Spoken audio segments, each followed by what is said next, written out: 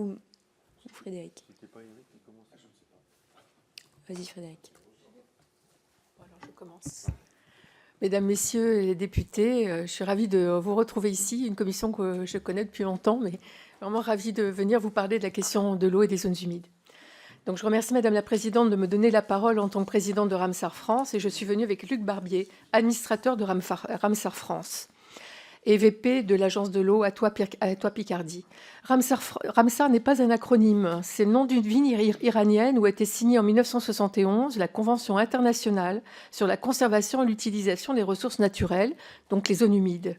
Cette convention invite les pays à s'engager pour la protection des zones humides d'importance internationale et à les gérer de manière durable. 173 pays ont ratifié la convention. Le gouvernement français l'a ratifié en 2011 et le rôle de l'association, créée en 2015, est d'accompagner la labellisation de sites de zones humides qui répondent à des critères de la Convention de Ramsar sur les zones humides, la faune et la flore. La France compte 57 sites labellisés, 12 en Outre-mer et 9 villes Ramsar, qui s'étendent sur 4 millions d'hectares. Les plus emblématiques, la Camargue, la baie du Mont-Saint-Michel, la baie de Somme, le marais Poitevin et la ville d'Amiens. Ce label reconnaît la valeur écologique, hydrologique et culturelle du site et l'inscription au label engage l'État et les collectivités locales pour en assurer une gestion durable. Nous coordonnons également la Journée mondiale des zones humides qui recense plus de 1000 animations par mois tout au long du mois de février avec des milliers de participants. Les Français l'ont bien compris. Protéger les zones humides, c'est d'abord sécuriser la ressource en eau. C'est protéger les marais, les tourbières, les mangroves. C'est un capital naturel qui rend des services exceptionnels, comme la filtration naturelle de l'eau, la dégradation des polluants, la recharge des nappes. Elles captent le carbone, elles sont des zones d'expansion de crues, elles réduisent les inondations, elles améliorent la qualité de l'eau et d'une grande biodiversité pour la faune et la flore. Leur rôle est essentiel. Elles sont pourtant malmenées. 50% des zones humides ont disparu entre le XVIIIe et le XXe siècle. Ça, c'était le préfet Bernard qui le disait déjà. Au profit de l'agriculture intensive et de l'urbanisation. Sur une période plus récente, ce déclin préoccupant se confirme. Encore moins 7% en moyenne entre 1990 et 2020. La perte de zones humides est actuellement 3 fois plus rapide que la perte des forêts. Vous pouvez relire le rapport que j'avais mis à l'époque, Tufnel-Bignon sur Terre d'eau, Terre d'avenir. Ces éléments doivent vous interroger sur la fragilité de ces écosystèmes. Et ce qui se prépare dans le cadre de la loi d'urgence agricole me fait craindre le franchissement d'une ligne rouge silencieuse. L'article 7 du projet de loi d'urgence agricole nous ouvre le voie à une écologie du renoncement. Ce qui est abîmé ne serait plus à restaurer, mais à exploiter.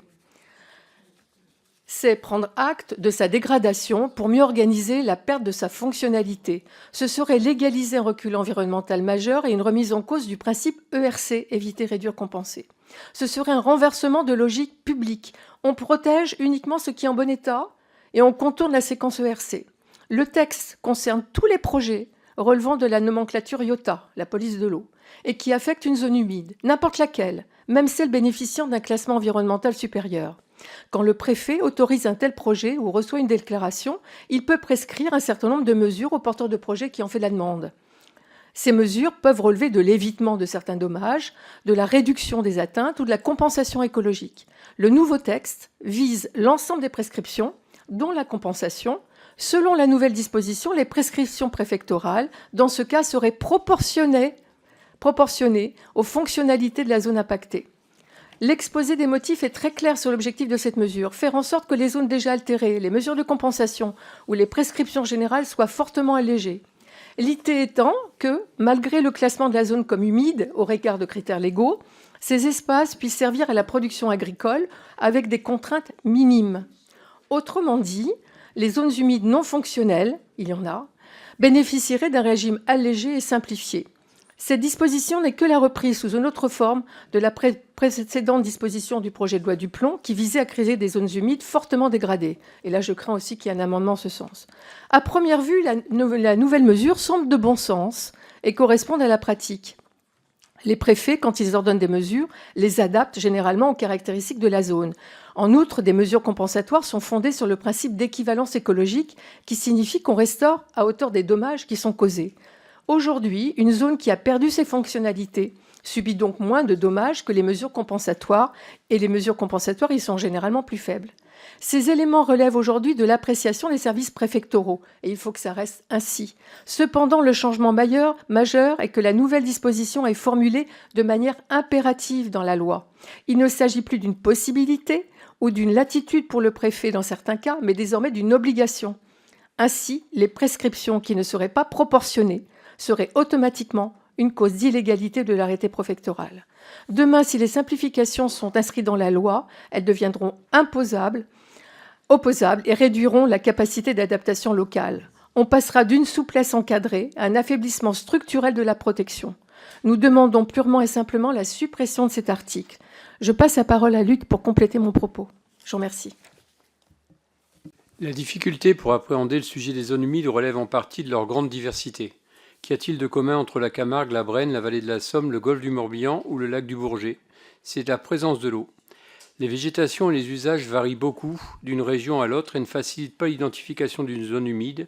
C'est assurément plus facile de qualifier la montagne et cela explique en partie les mesures de préservation développées depuis plus de 50 ans sur ces espaces. Même si elles changent d'aspect ou de vocation, une montagne reste une montagne. Les fonctions des zones humides sont nombreuses et ont fait l'objet de nombreux travaux sur les services qu'elles rendent. Habitat naturel indispensable d'espèces animales et végétales de la directive européenne, corridors écologiques, stockage de carbone, zones de protection de fourrage et de maraîchage, production de biomasse, ralentisseurs de crues, éléments paysagers structurants des milieux urbains et périurbains. Les services écosystémiques des zones humides ont également fait l'objet de nombreuses évaluations. Par exemple, dans la vallée de la Marne, la protection contre les inondations par les zones humides est équivalente à un barrage d'un coût de 0,3 à 1,1 milliard d'euros. La zone humide de la vallée de l'Oise, environ 5000 hectares entre La Fère et Noyon, soutient l'étiage de l'Oise de 13 à 23 millions de mètres cubes. Le coût de remplacement par un ouvrage est chiffré de 18 à 35 millions d'euros. Et en Camargue, les sols des rizières dénitrifient 80% des engrais azotés après épandage. C'est une partie des études. Tous ces travaux n'ont jamais suffi à enrayer la dégradation ou la disparition des zones humides petites ou grandes. Ainsi, dans le bassin Artois-Picardie, la surface agricole utile a diminué de 17 600 hectares par an entre 1990 et 2018, avec une artificialisation 2 fois plus importante des zones humides que pour les autres milieux. Si ces évolutions semblent marquer le pas, elles restent bien présentes. La question qui se pose désormais est celle des impacts des espaces de plus en plus sensibles si l'on considère que ce sont les espaces marginaux ou limitrophes qui ont été les premiers touchés par ces évolutions. Les impacts des changements d'affectation, voire d'artificialisation, pourraient avoir des effets beaucoup plus conséquents. Ainsi, pour prendre un exemple de chez moi, dans le delta de la Haas, 100 000 hectares, dans les années 70, a permis de faire passer ce territoire principalement herbagé à moins de 10% de prairies en 2025.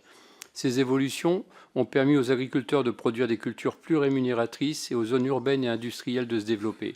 Elle se poursuit aujourd'hui alors qu'on se trouve dans le territoire le plus bas de France, à moins de 2,50 m par endroit, et qu'il présente entre Calais et Dunkerque une large façade maritime sujette à l'élévation du niveau des mers. Modifier un paramètre peut permettre d'intensifier les pratiques au détriment de toutes les autres fonctions.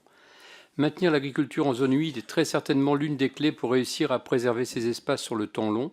Les activités d'élevage et de maraîchage sont ou ont été des activités traditionnelles adaptées à ces espaces si particuliers.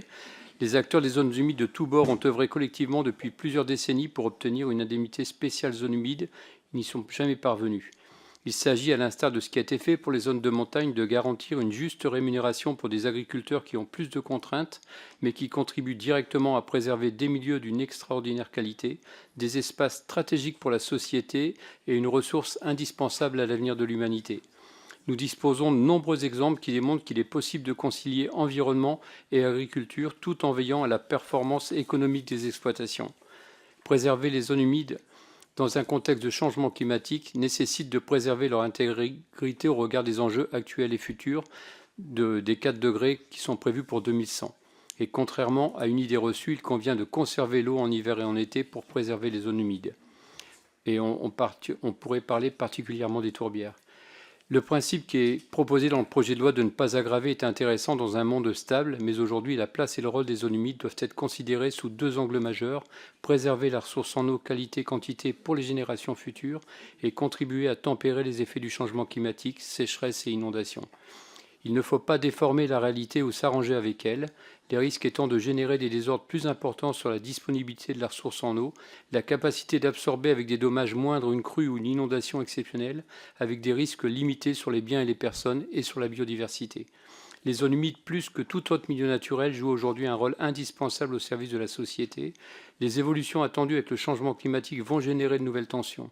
Dans ce cadre, il est devenu essentiel de sacraliser les zones humides, comme il est tout aussi essentiel de travailler à la restauration de toutes les anciennes zones humides à chaque fois que cela sera possible. C'est la raison pour laquelle je vous demande de supprimer l'article 7, de ne pas modifier la méthode d'identification des zones humides et de faciliter toute action ou disposition de nature à permettre à une zone humide de retrouver l'ensemble de ses fonctions écosystémiques. La question que chacun doit se poser aujourd'hui est de savoir si nous avons les moyens de faire autrement, s'il faut jouer avec la santé des Français. Merci beaucoup, Monsieur Servat.